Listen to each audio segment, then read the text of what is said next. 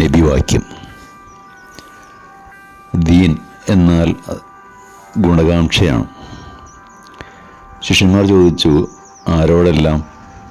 നബി പറഞ്ഞു, സൃഷ്ടാവായ ദൈവത്തോടും അവൻ്റെ വേദഗ്രന്ഥത്തോടും അവൻ്റെ ദൂതനോടും ഭരണാധികാരികളോടും പൊതുജനങ്ങളോടും.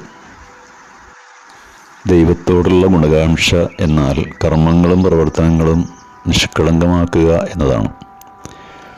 ദൈവം മാത്രമാണ് രക്ഷാധികാരിയെന്നും അവൻ മാത്രമാണ് ആരാധനയ്ക്ക് അർഹനെന്നും അവൻ ഏകനാണെന്നും വിശ്വസിച്ചുകൊണ്ടായിരിക്കണം ദൈവത്തോടുള്ള ഗുണകാംക്ഷ പുലർത്തേണ്ടത്. അതോടൊപ്പം അവൻ്റെ കൽപ്പനകളെ പൂർണ്ണമായും അനുസരിക്കുകയും വേണം.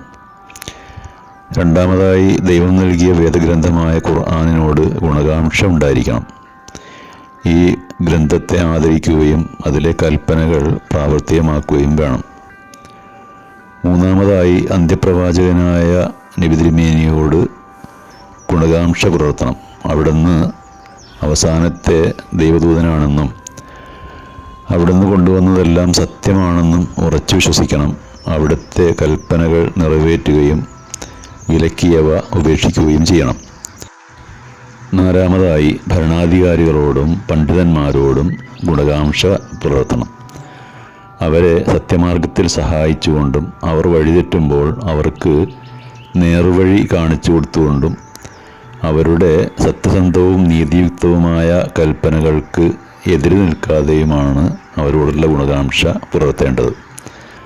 അഞ്ചാമതായി, പൊതുജനങ്ങളോട് ഗുണകാംക്ഷ പുലർത്തണം. അവർക്ക് നന്മ ചെയ്തുകൊണ്ടും അവരെ നന്മയിലേക്ക് ക്ഷണിച്ചുകൊണ്ടും അവർക്ക് ഉപദ്രവങ്ങൾ വരാതിരിക്കാൻ ശ്രദ്ധിച്ചുകൊണ്ടും അവർക്ക് നന്മ ലഭിക്കാൻ ആഗ്രഹിച്ചുകൊണ്ടുമാണ് ഈ ഗുണകാംക്ഷ നിറവേറ്റേണ്ടത്. ഈ പറഞ്ഞ കാര്യങ്ങളൊക്കെ ഉൾച്ചേർന്നതാണ് ഇസ്ലാം മതം. അത് മുച്ചൂടും ഗുണകാംക്ഷയിൽ അധിഷ്ഠിതമാണ്.